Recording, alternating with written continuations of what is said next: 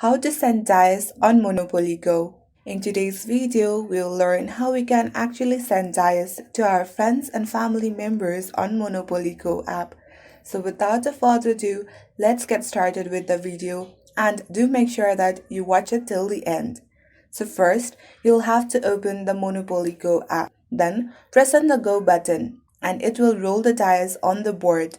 You will be rewarded for that, and later you'll be able to send the dice.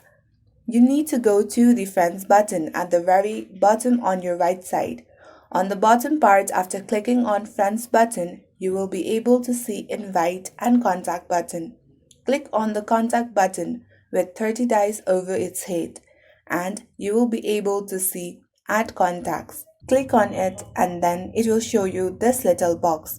Type in the contact number of the friend whom you want to send the dice to, and after that they will be able to receive the dice that you have sent. So that's all for the video today, guys. Thank you so much for watching, and I'll be back with the new video very soon.